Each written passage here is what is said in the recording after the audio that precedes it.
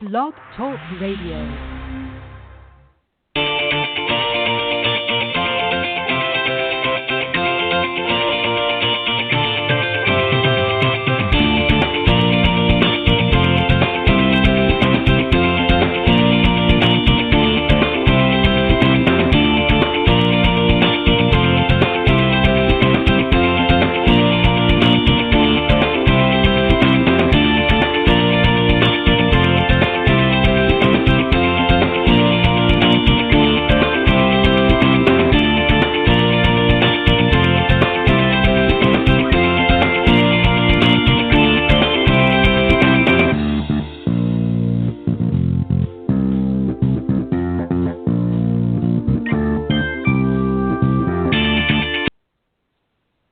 All right, good morning, everybody, and welcome to the Women of Golf Show. I'm Ted Odorico, and joining right alongside, of course, each and every week is none other than Legends Tour player and LPGA professional Cindy Miller, and we are the hosts of the Women of Golf Show. Good morning, Cindy. Good morning, Ted. How are you today? I'm doing well. I'm actually excited today for a couple of reasons. Obviously, it's Tuesday morning, and we're getting to do another show, but the sun has been shining for 2 days in a row. And here down in Florida, so I'm happy that we're not seeing any rain in the immediate forecast, so I'm a little happy about that, but enough complaining. Got a great show for you this morning. Let me just remind everybody, of course, we are live every Tuesday mornings from 9 to 10 a.m. Eastern. For those of you tuning in live, go to blogtalkradio.com/Women of Golf, or just type Women of Golf up in the search key, and that will bring you to the main page. And, of course, we're live, as I said, each and every Tuesday morning.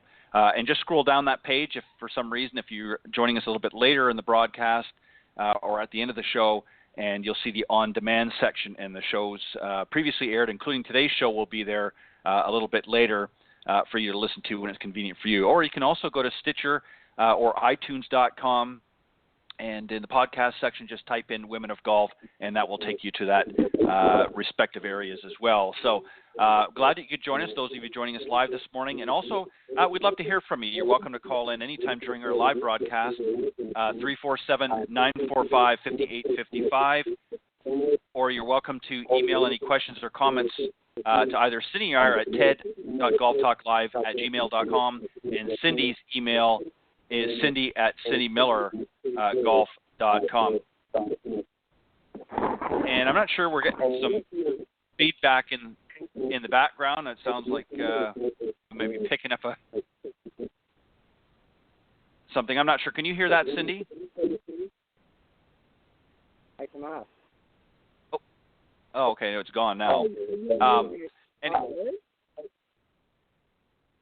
Anyways, as I said, we got a great show this morning. We're going to start off with a discussion on the 10 things to know before your first round. And then a little bit later on in the show, we're going to be joined by Taylor Babcock. She's an LPGA teaching and club professional, and we'll be joined by her on the second half. So, Cindy, I was doing a little searching last week online, and I came across this segment. It was actually something that was done, I think, a couple of years ago in the Golf Digest magazine. It was called the 10 Things to Know Before Your First Round. So I thought it was kind of interesting, kind of a little bit amusing in some ways. And I just thought we would go through some of these, as many as we can, before Taylor comes on board. Just for those, especially for your new golfers out there, beginning golfers that maybe don't know what to do or are in situations. So I just thought we would read through some of these. And the first one, Cindy, of course, is really, the truth is nobody really cares how well you play as long as you do it fast. And really what that is a testament to is slow play. A lot of golfers, especially new golfers, get out there. They don't know all the rules. They don't know all of the etiquette out there. And, Cindy, I'm sure you've played your Pro-Am rounds occasionally and had a few players that maybe just weren't quite sure of what to do. Talk a little bit about that, how important it is to keep pace of play. Oh, yeah. People absolutely don't care how fast or how well you hit it. And I think an awful lot of people are very concerned that they don't want to look like an idiot, when in reality you can take a half swing and farm it down the fairway, and no one really cares. You need to do it quickly, like you said. Yeah, that's true. Cindy, I think I might have figured out what it is. I think it might be on your end. Yeah. Hi, Cindy. Yeah.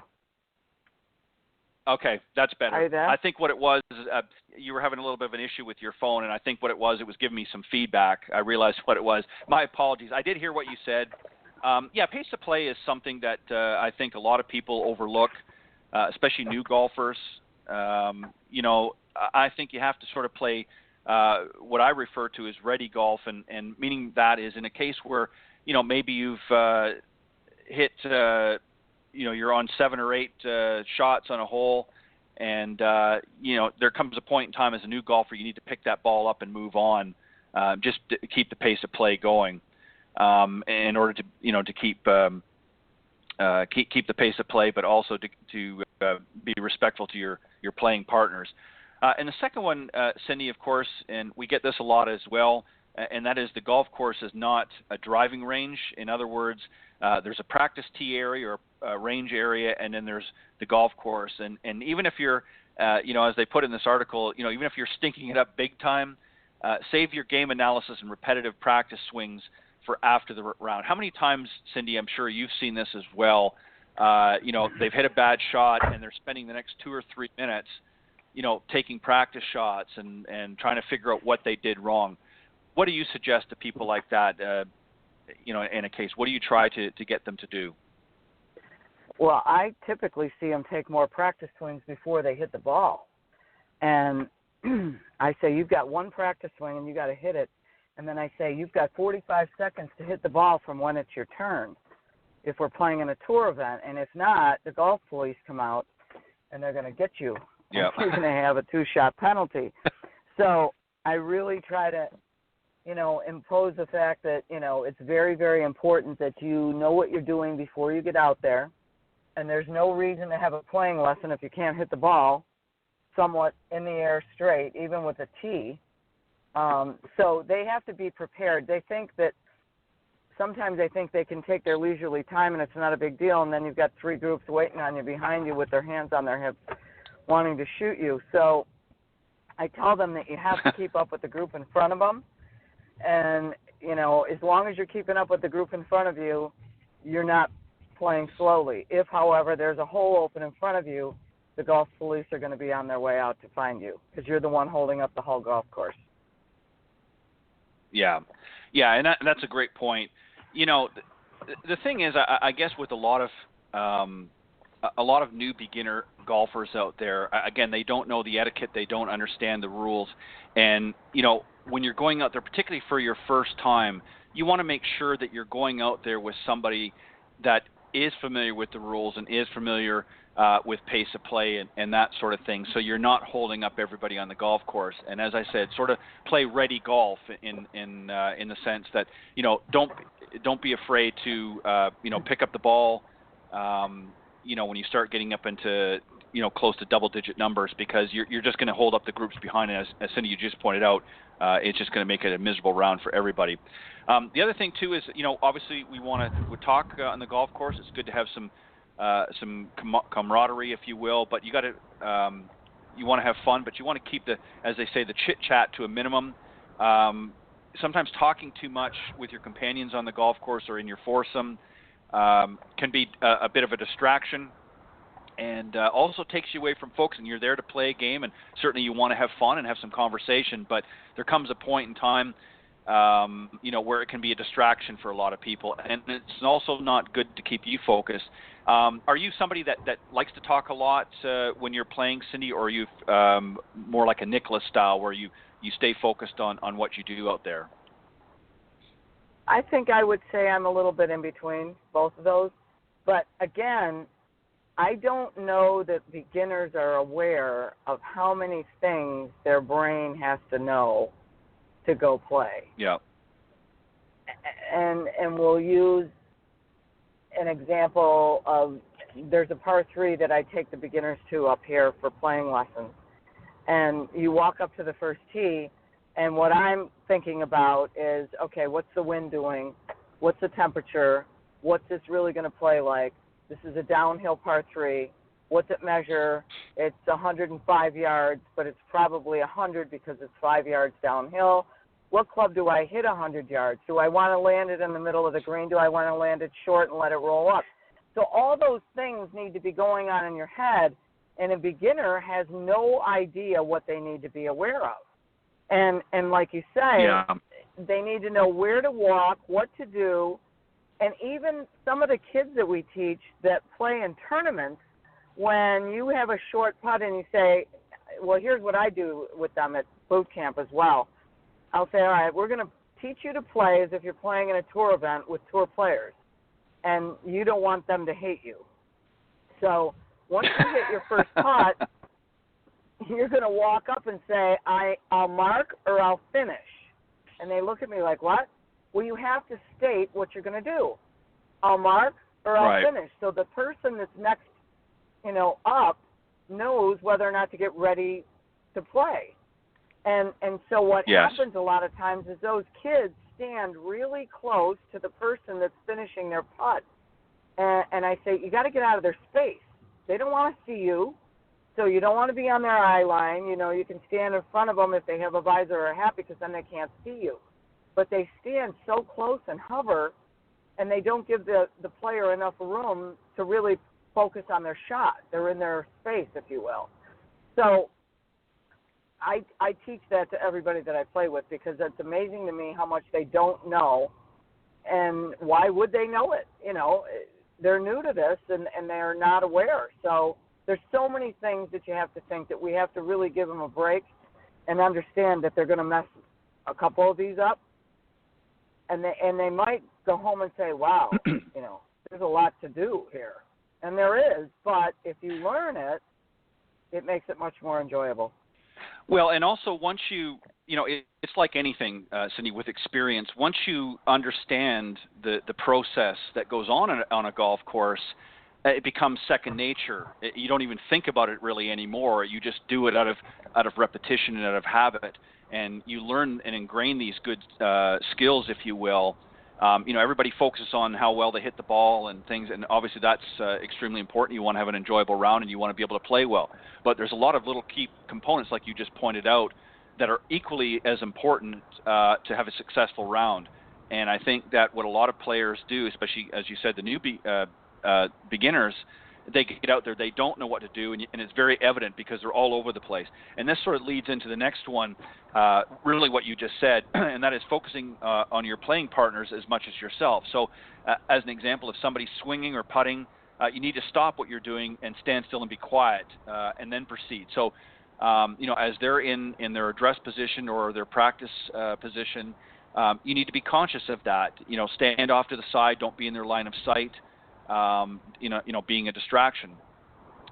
So, that's something that's important as well, and I'm sure you teach a lot of your students that as well, correct?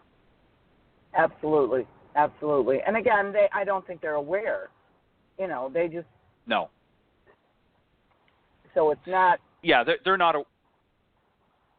Right, they're not aware of it, and this is something... Yeah, this is something that they obviously have to be taught, and you're exactly right. I'm sorry, go ahead. I was just saying the same thing as you. Okay.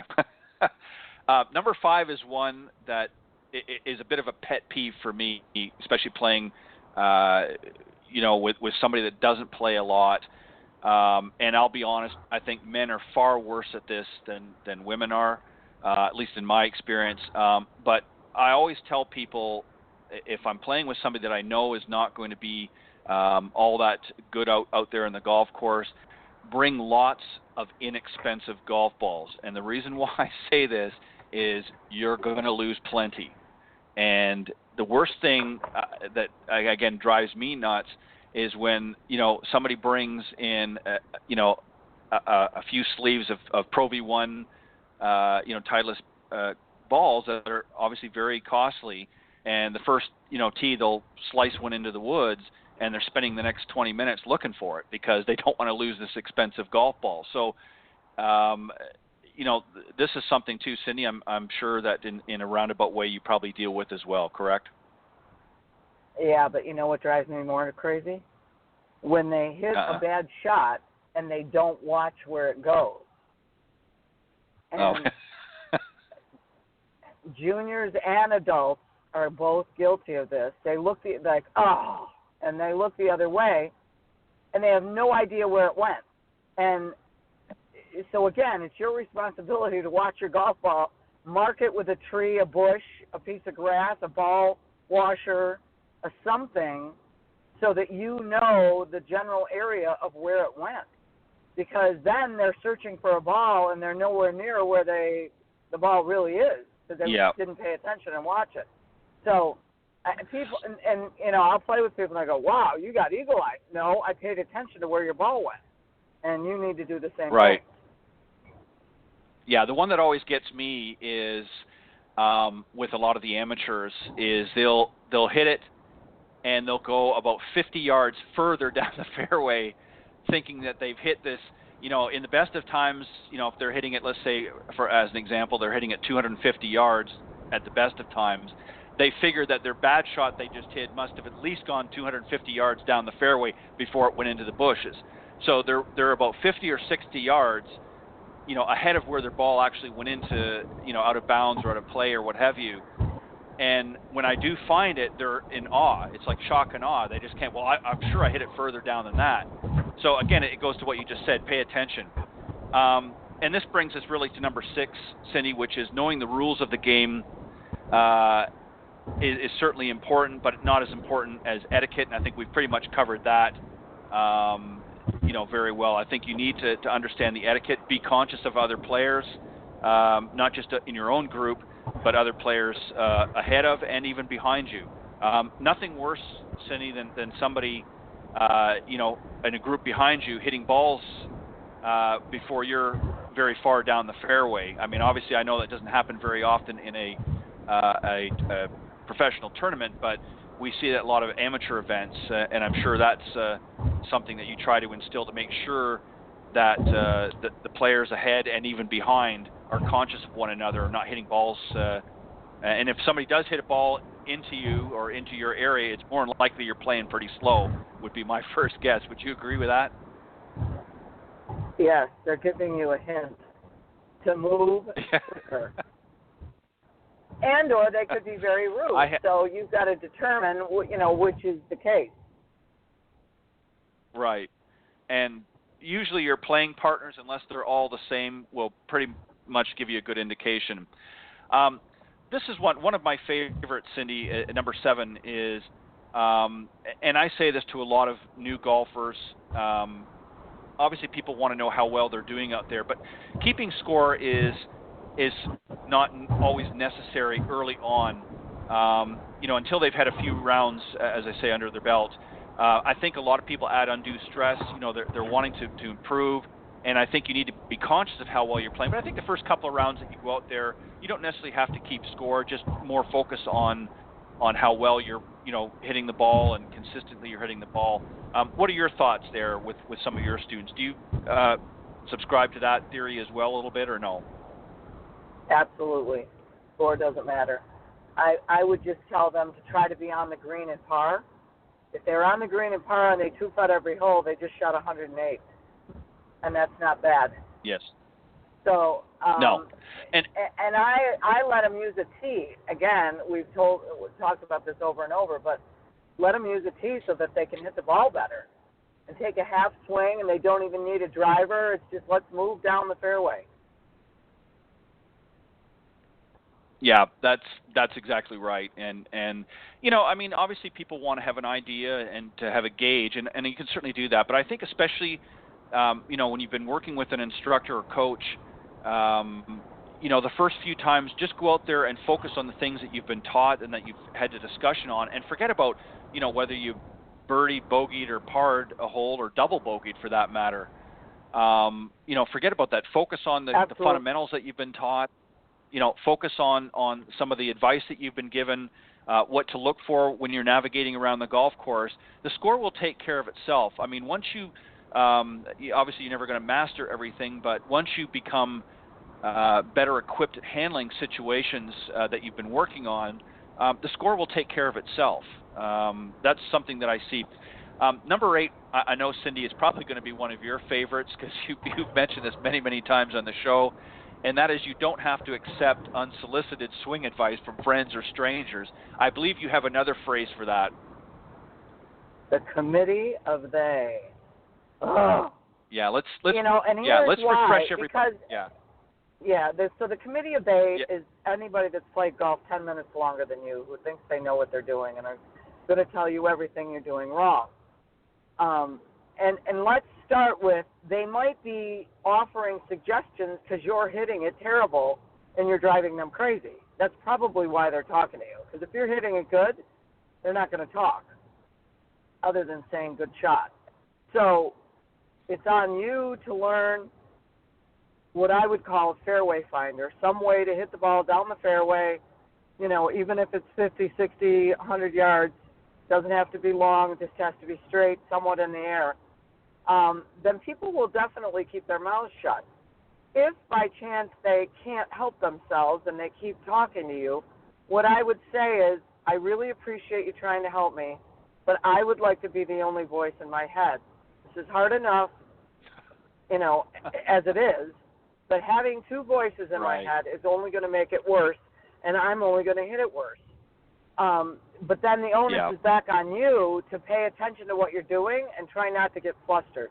And that's why going to play a par 3 or an executive course is probably the smartest move for your first round of golf ever. Yes. I agree 100%. The other thing that I always try to tell people that can't help themselves and want to give that advice is I always say to them, rather than giving advice, offer encouragement. Acknowledge, hey, that was a great shot, or that was a good effort, or whatever the case may be, as opposed to, well, you should be doing this, or maybe if you did this, this wouldn't happen, or and again, I think it's better. People will accept and receive encouragement much more than they will somebody trying to define. Especially, if you're working with, a golf professional, and they're teaching you something. The biggest thing that I find is then the next time your student comes to you and they say, well, Bob on the range told me I should be doing this. And then the next thing you know, it gets into a conversation where you're spending most of your time trying to, and sometimes that advice might be the same as yours, but you're sort of spending most of your valuable time going back and forth debating what somebody else said that may or may not be a professional. And again, I agree with what you said, Cindy. I think that you just have to sort of do the best that you can for the time being, and wait till you get back with your instructor or coach the next time. And if you have questions or issues that you've been dealing with in a particular round or session, then that's the time to bring it up. But that's absolutely. I agree with that. That bothers me. Cindy, even when I go out and practice on the range and I see somebody struggling in that, and if they're not familiar with who I am, I don't just saunter over there and inject. I'll certainly, I may slip them a card or something and say, if you're interested or what have you, and if they're receptive and they want my advice at that time, then that's one thing. But I don't go over and say, hey, this is what you should be doing, because I just think it's very uncomfortable for some people to, because they don't know who you are maybe in that case. Number 9, and this is kind of I guess a little bit of a silly one, but driving a golf cart is a lot harder than you think. This is another pet peeve of mine, Cindy, and I'm sure you've experienced it with some amateur golfers. They don't know, again, it goes to etiquette. They don't know where they should be driving. And I've seen people parking up literally on the skirt of the green. And they certainly don't do it in my group, but, I'm sure you've had to have seen some examples of that. That, and they don't know where to leave their clubs. They don't pay attention to where's the next hole. So I think the hardest thing about playing, you're absolutely right. Don't drive a cart until you've played with somebody who's driven a cart for you and shown you where to go. But the other thing is to always anticipate your next move. And yes. When you're new, you have no idea what really goes on. And to be honest with you, it can be difficult for not only the student but the teacher as well to say, okay, here's what we need to do. You almost need to take them out and say, you're going to watch me play, and I'm going to explain to you where I'm walking, what I'm doing, and why I'm doing that, just to help them, have a couple opportunities to see what you should really be doing out on the golf course. Yeah, exactly. I remember years ago, I had gone to Myrtle Beach for a little short trip with some friends, and we had gotten on the golf course very, very early. In fact, we were one of the first groups out there, and of course there was still a little bit of dew on the grass. And I remember that the group in front of us were all over the place with their carts. In fact, on one hole, it was very, very wide, par 5. It was like a pair of figure skaters had done a routine out in the middle of the fairway. I mean, they were all over the place. There were circles, there was zigzags, and this was on one hole. And both carts were going because they're looking for balls, and they're just driving all. Again, they're not paying attention to what they're doing. And, as I'm lining up my tee shot, I'm looking down the fairway, and all I can see is these circles and so forth from the golf carts because they don't know what they're doing. They're not conscious or cognizant of what's going on in their round, and they're driving all over the place. And it just, to me, it makes for a very unpleasant round when people are doing that all the time. I mean, obviously they didn't damage anything, but so my suggestion to new people is let somebody that's had a little more experience on the golf course drive the first few rounds when you're playing with them and get an idea and watch what they do, and hopefully they're doing everything correctly. And the last one sort of repeats the first one, and that, again, goes back to really a summarize, is nobody really cares how well you play if they know you're a first-time golfer. They just want to make sure that you're doing it fast and that you're playing within a timely manner. Anything else, Cindy, that you can think of that you would like to add to that as far as what golfers might want to do the first time they go out? Any suggestions? What I would tell them is that you got to give yourself at least a couple years.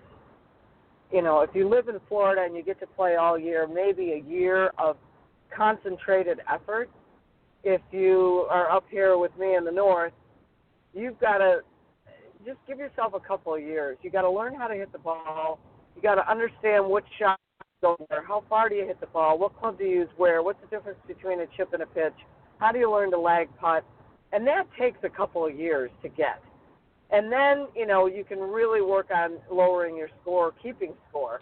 But give yourself a break. This is the hardest game in the world, and it takes a lot of investment and time to learn how to play, but it's a game for a lifetime. So the other thing is I would try to find some people that are nice to be with. If you play with people that are always telling you everything you're doing wrong, then find some new friends because they forgot what it's like to be a beginner. Everybody was a beginner once. So I would say give yourself a break and give yourself enough time to get better. Yeah, and that's what I meant when I said earlier about offering sort of words of encouragement when you're out there, as opposed to always being, hypercritical, especially of new players. There's no, in my opinion, there's no bigger turnoff to a new golfer than everybody sort of throwing in their 2 cents, or as you said, the committee of they. It's very intimidating as it is to play, and if you've got everybody telling you what you're doing wrong and what you should be doing and that, it almost leaves a bad taste in your mouth to the point, not certainly with everybody, but some people, if they're not very strong or thick-skinned, it's a turnoff. And it's just like, well, this is just too hard as it is, and gosh, and it's just not a pleasant experience. You want to make it, if I know that somebody's playing for the first time, I want to make it the best experience to ensure that they're going to want to come back. And if it's unpleasant experience, 9 times out of 10, they will not come back. So absolutely. On that note, Cindy, we're going to bring somebody on the show who I'm sure has lots of experience on helping not only people play their best golf, but enjoy and have fun. And her name is Taylor Babcock. She's an LPGA teaching and club professional, a graduate from Barry University with a bachelor's in sports management and minor in business. Here's a few of her golf career highlights. It's a 2012 National Golf Coaches Association All-American Honorable Mention, 33rd place National Player Ranking, and also all Sunshine State Conference honors, 2012 Division II Academic All District honors, and also the 2012 Division II Athletic Directors Association Academic Achievement Award, National Golf Coaches Association Scholarship All-American 2010 to 2013, and the Sunshine State Conference Commissioner's Honor Roll 2010 to 13 as well. She's also U.S. Kids certified coach, NCAA collegiate coach, TPI Level 1 certified, and also she was the 2014 New England Women's Open Low Amateur and the 2014 Connecticut Women's Low Amateur. So lots of experience here as well. And on that note, Cindy, let's bring out our very special guest this morning, Taylor Babcock. Good morning. Good morning, both of you. Thank you for having me on. I really appreciate it. Well, thanks for joining We appreciated it. Yes, thank you, Taylor. Let me just ask you before, Cindy, and then I'm going to let you start things off. I just want to ask you, I don't know if you picked up the last few moments in that, what would you say, or what do you try to do with golfers that are beginners, that you know are brand new, newbies, if you will, to try and make it the most pleasurable experience so that they do want to come up? Would you agree with what we just talked about? Completely.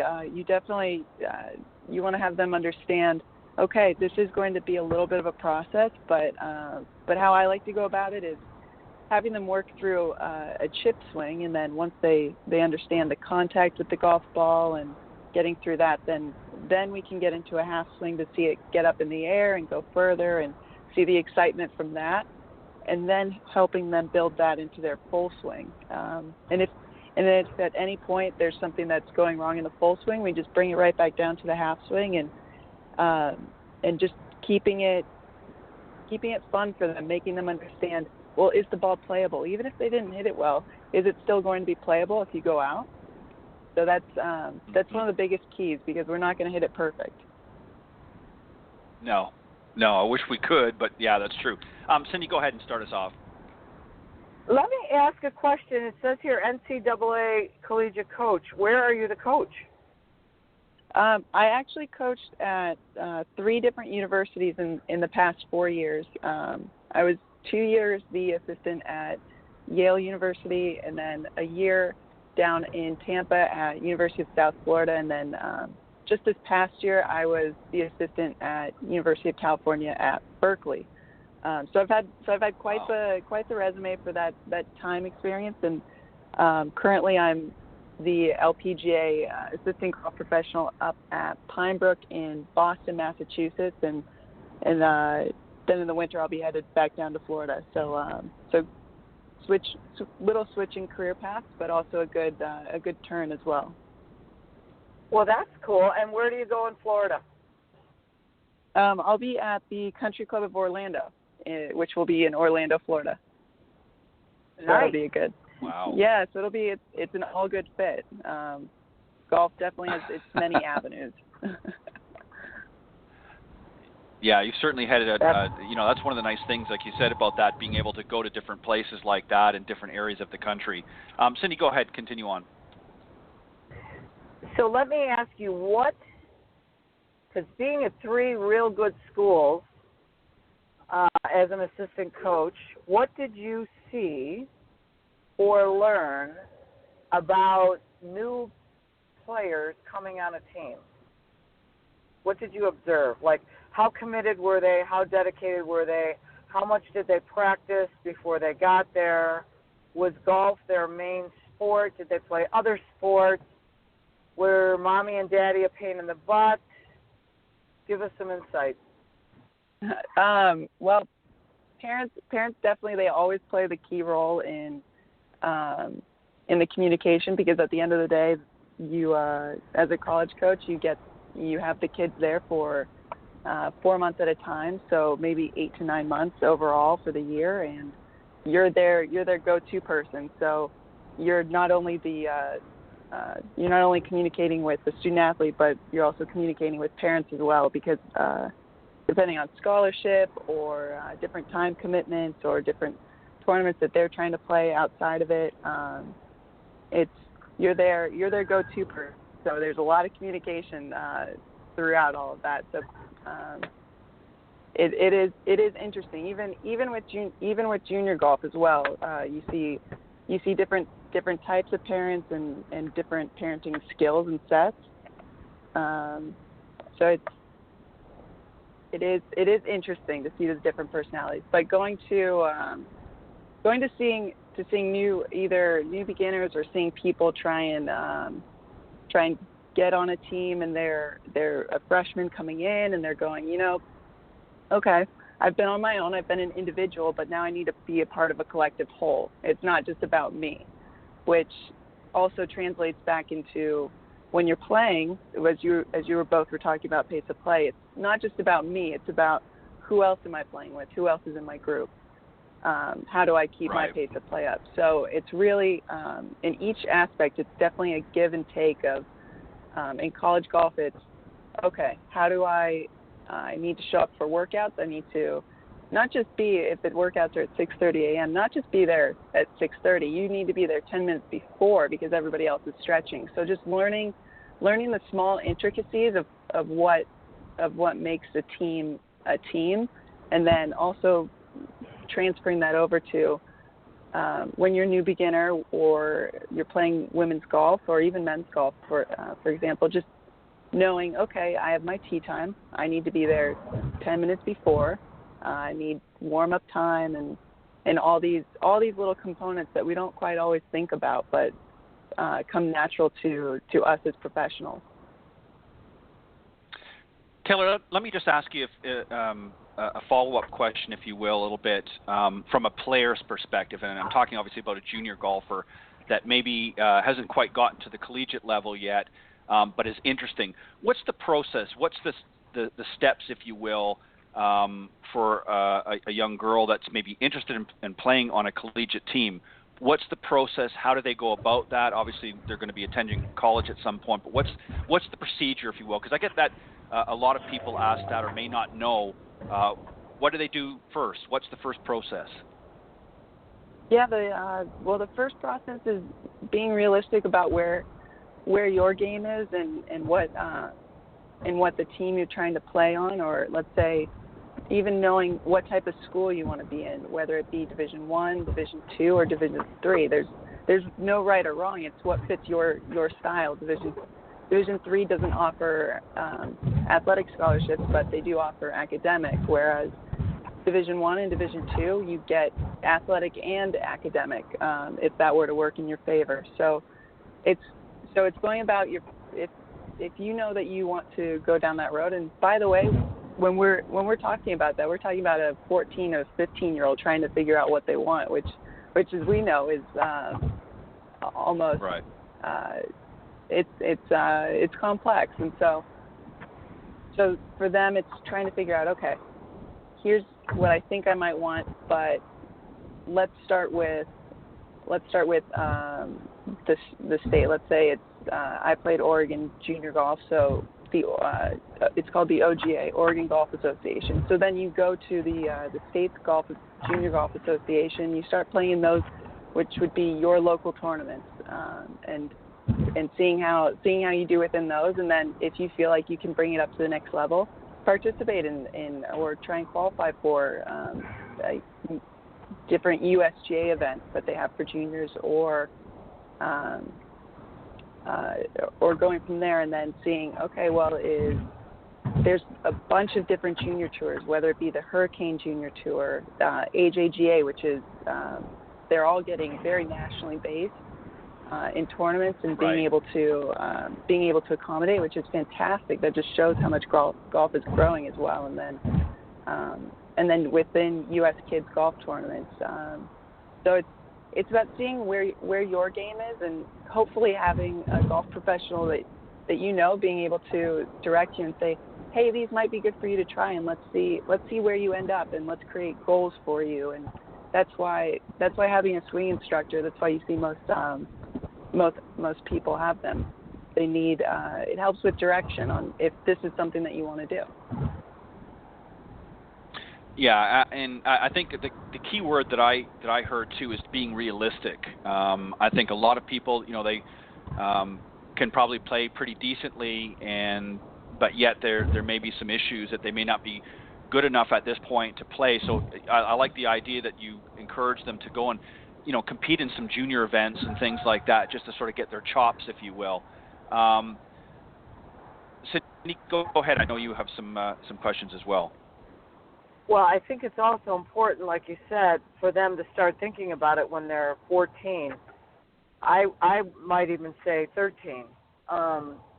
When you're in 7th and 8th grade, you've got to start figuring out, is golf going to be my number one sport? And if that's the case, do I need to stop playing softball and hockey and basketball and soccer and devote more time? And that would be determined by where do you fit in and where do you measure up against these players. I tell my juniors all the time, go on different college websites, look at the roster, see what the scoring averages are, and don't just look at the last person on the team because, they may be scoring, 82, 83, but the best player is at 72. So do you want to be on the team and not play, or, where do you want to fit in? And I think it's a rude awakening because I don't think the parents or the child understand how much work it really takes to play at a high-level D1 school. But I also don't think they understand what they can get out of it. And it's funny because I'll shut up here in a minute, but I write a column for the Buffalo News, and this week was my last column, so I picked up the phone and I called my buddy Patty Rizzo, who is the head women's golf coach at the University of Miami, my alma mater, and I said, okay, what is it worth to be able to go to Miami for 4 years for free?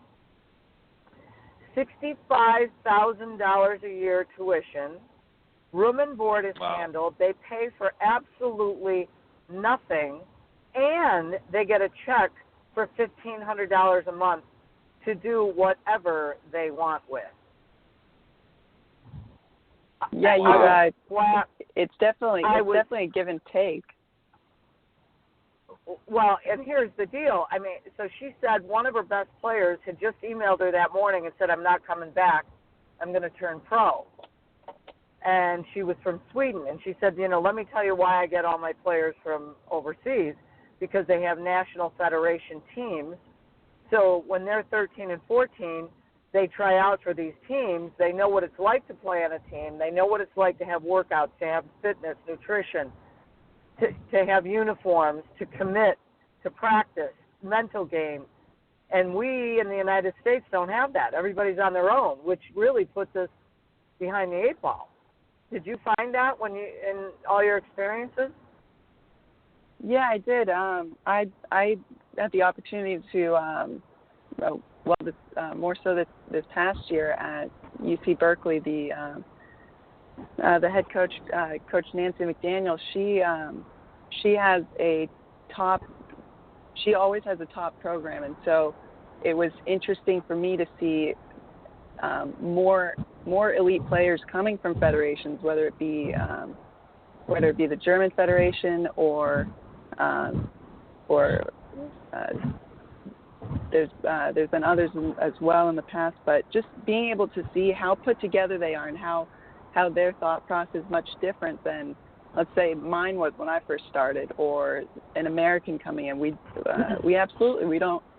don't have that, which does put us at a disadvantage. But I think with how the LPGA is growing and how girls golf is growing as well, and women's golf, I think it's something that hopefully will be looked at, especially with Solheim Cup being such a big thing coming up here.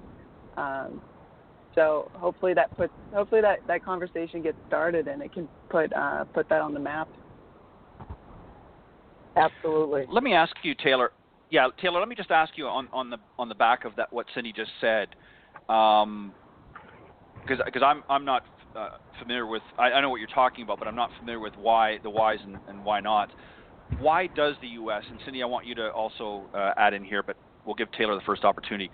Why does the U.S. not have a similar setup here? Being such leaders in the golf industry for so long, why is it that a lot of these international countries offer a program like that? Why is it not being done here, in your opinion? That It is a really great question. That's I don't think that I would be the best to speak to, because that's also my question as well. Cindy, I think you definitely have much more experience in that field and probably would be able to answer this one better. I can tell All right, you that Cindy. part of it is because do you remember having Myra Blackwelder on the program, who started America's golf team, Ted? Well, Myra was the head women's golf coach at the University of Kentucky, and it drove her crazy. And she has been diligently working on this for the past 7 years to be able to create a training program for America's golf team. And she is moving closer and closer to getting it approved now that golf is going to be in the Olympics, to be able to teach kids and start pilot programs in different areas of the country to have select golf teams and be able to train them. But the funny part is that the USGA will not approve a child getting free golf lessons. So I don't understand, and I asked this to Patty Rizzo the other day, if the USGA doesn't approve a child getting free golf lessons, then why do they let kids from Sweden, Germany, and Spain play in USGA events? They should have lost their amateur standing. And she said, I don't know the answer to that. That's a great question. And she suggested I could reach out to Myra and ask her. So again, I personally here, we have started the Pursue Your It Foundation, and we've got 40 junior golfers that are members of our group, where we really try to train them to play and to compete. But the foundation can't pay for their lessons. The foundation can pay for their range balls and their green fees, which is what we do, and the parents still have to pay for the lessons. So Myra's really tried to move this forward, and she's getting closer and closer, but it's still nowhere near where it needs to be. Just on a side note, and Cindy, we might want to get Myra back on the show here in the next little while and maybe get an update on that talk, because I think that's a worthwhile topic to bring back to the show. Taylor, let me just ask you a couple things while we're on, obviously, female golf. Promoting female golf at the country club, what suggestions would you have for anyone that's working at a club out there right now that might be listening to the show, or maybe some of our female golfers that play at country club? Any suggestions on how to promote that, and where can we go? Yeah, there's definitely different programming fronts that you can do. Either whether it be an hour clinic with having your beginner clinic series and having that be 1 day a week and saying, okay, this is our 1 day a week, and then I'm hoping that you practice and then sign up again and keep going from there. It can also go and be at Pine Brook we do a 9-hole scramble. It's called the Wednesday Night Women's League, and so so however many women sign up, then we pair them up in either a threesome or a foursome, and then they go out and they play a scramble. So it's low pressure. They get to have fun, and then at the end of the round, they get to go into the 19th hole and just enjoy the company, enjoy the social part of it. So really making sure, especially for 9-holers, really making sure that camaraderie and social aspect can be there. I know it's either whether it be public or a private course, it is tough to if you don't have that women membership or interest. So that can be tough. But if you do have that, then creating different 9-hole formats that are fun for not even just beginners, but intermediate players, and then also a few of the women who do have better handicaps. They do come and play Wednesday night leagues because they are their friends as well, and they were once a beginner too, so they get it. Everybody's still learning, and the scramble format is just always fun. And then with 18-hole leagues, it's even making sure, okay, we have our ladies member guest day. We have different. on Tuesdays it's a weekly format. So however many sign up again, they all congregate at 8:30 a.m. for some coffee, and then we tell them the format that they're going to go play, and they get to go have a fun day on the course. So it's really about what fits your club and what fits their needs, and hopefully you can bring that energy and enthusiasm so that they want to participate, and they and especially even at whether it be public or private golf course, it's nice to have that female presence from an LPGA staff professional, or if they're PGA staff professional that's a female.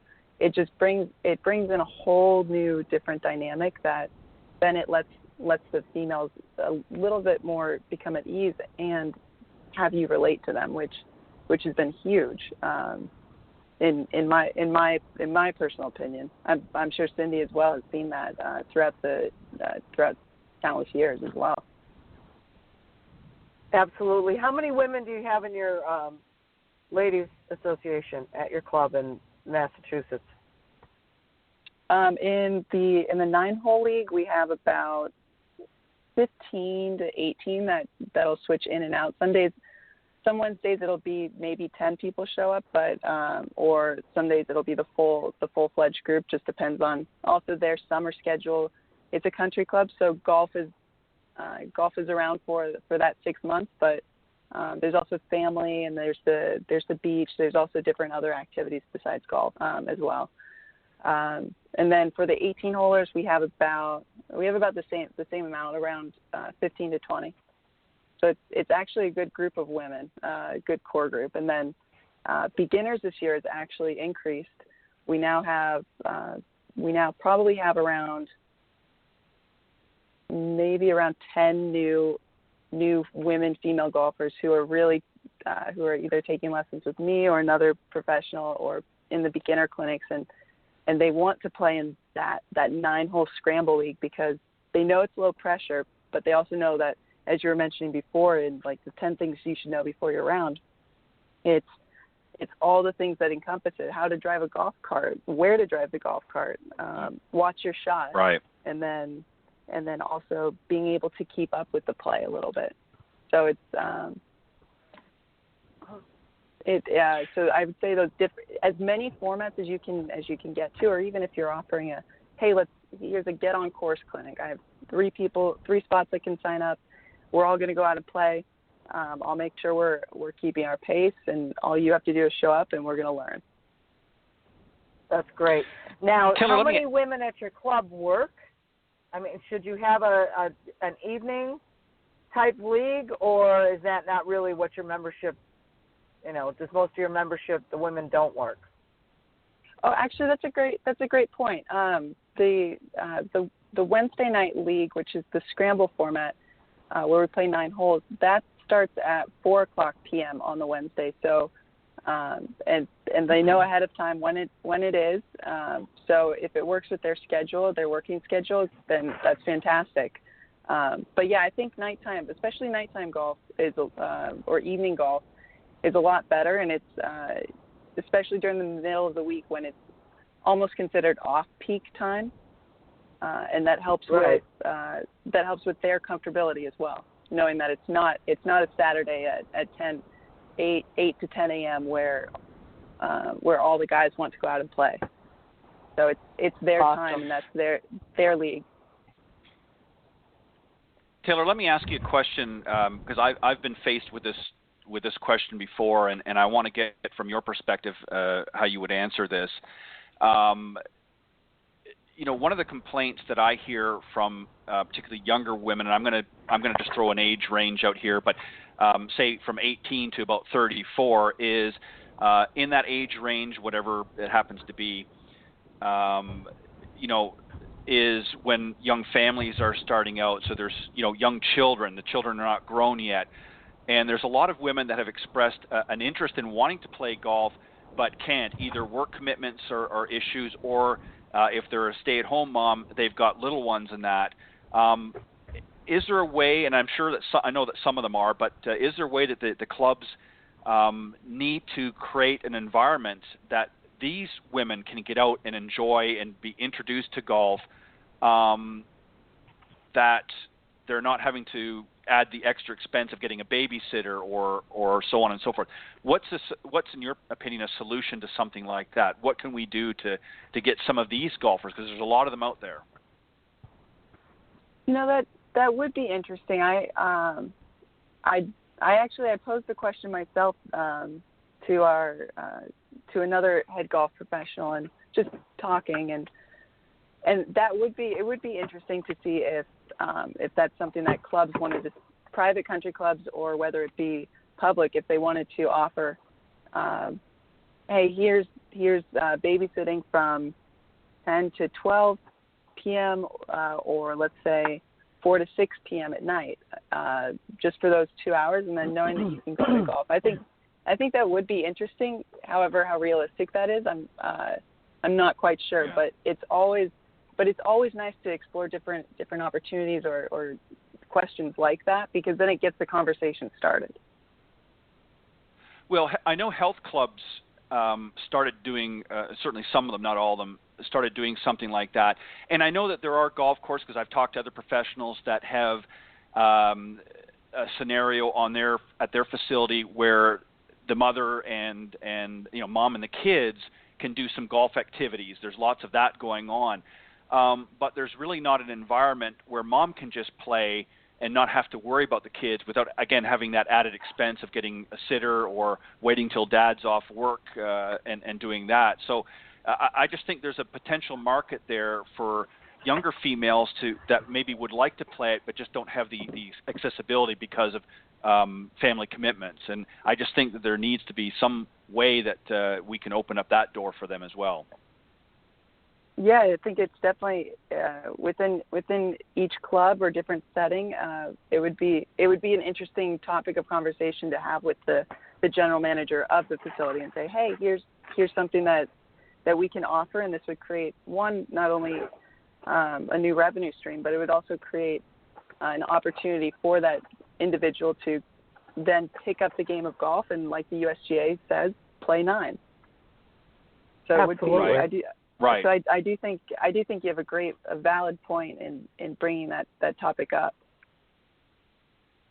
Well, it's like I said, I've had a number of young women who that I've come across, and we've talked, and I've asked them if they play, and they have an interest, but it's just they've got these other family commitments to deal with, and it's a matter of getting time. And again, not everybody can afford to go away for 2 or 3 hours and pay additional babysitting expenses and things like that on top of what it's going to cost them to play. So that's why I was asking that. I just thought maybe if there was something that you currently are doing that has addressed that issue. But obviously it's something for a topic of conversation we're going to have to bring and have another day. But Taylor, Cindy, I want to thank you for joining us. I can't believe the time's already gone by.